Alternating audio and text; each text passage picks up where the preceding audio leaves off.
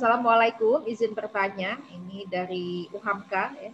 Apakah pada seseorang dengan kelainan yaitu LGBT dipengaruhi oleh teknologi dan bagaimana cara pencegahan terkait permasalahan tersebut khususnya di sekolah-sekolah? Baik, ini mungkin yang pertama kepada Pak Eri Utomo dulu bisa menanggapi Nah, itu pertanyaan. LGBT mungkin ini Bu Oni itu bunur atau unur mungkin itu. Karena kayak Oke, ya karena tadi memang Bu Nur Fadilah yang menyinggung tentang LGBT ya. Boleh, silakan Bu Nur. Siap, Bu Oni.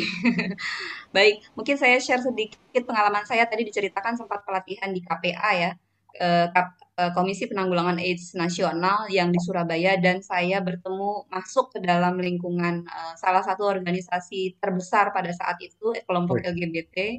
Awalnya dengan sangat terpaksa, tapi kemudian saya bersyukur karena saya jadi tahu apa sebenarnya yang ada di dalam pikiran mereka. Ya, kelompok ini sangat hebat, sangat luar biasa ya, terorganisir, bicaranya sangat diplomatis, cara masuknya itu dengan berbagai cara.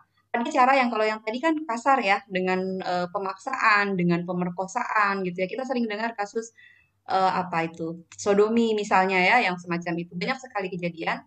Tapi ada yang dengan cara halus, dengan rayuan, dengan hmm, bujukan. hmm. Nah, orang Indonesia itu apa? Nggak enakan gitu. Jadi kalau dia dibantu, ditolong gitu ya, beberapa kasus di luar negeri misalnya ya, anak-anak Indonesia yang dapat beasiswa di luar negeri, kemudian misalnya terlambat datang apa namanya uang uang itunya ya uang bekalnya itu, kemudian dia misalnya tidak bisa lagi tinggal di apartemen, dia harus keluar, dia belum bisa masuk ke dorm misalnya, dia di jalanan misalnya gitu ya, ada orang kasih jaket, ada orang ngajak tinggal di rumah, apa namanya di rumahnya, dia bilang bahwa rumahnya kosong gitu ya, dengan senang hati ayo diajak terus akhirnya mau.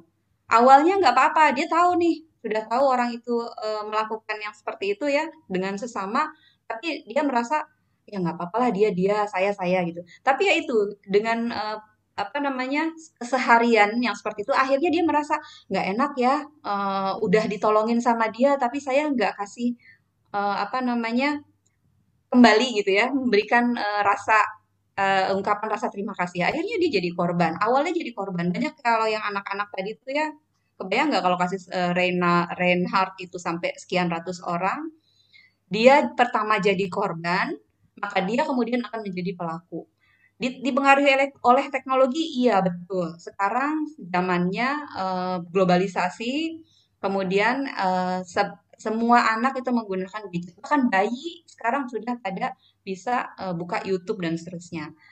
Jadi bagaimana cara pencegahannya di sekolah? Perhatian khusus, mohon maaf, kita harus lebih apa ya giat, lebih menjaga karena apa? Kelompok LGBT itu juga masuk ke sekolah loh, mereka mengkampanyekan kelompoknya. Jadi kalau guru-guru itu nggak tahu, nggak ngerti bagaimana caranya mereka masuk, bagaimana caranya mereka merayu, nah akhirnya kita yang kecolongan. Jadi harus kita yang punya benteng. Gimana caranya? Kita memodifikasi.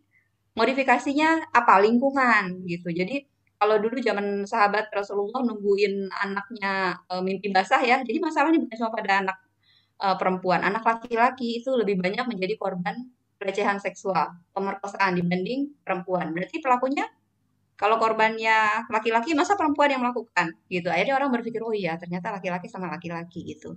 Jadi jangan tunggu mereka mimpi basah baru dia. Kalau dulu sahabat Rasulullah ketika mimpi basah dibawa ke masjid lalu diumumkan, bukan untuk mempermalukan, tapi untuk masyarakat tahu dan menjaga kalau misalnya anak ini melakukan sesuatu yang tidak baik ditegur bersama-sama gitu.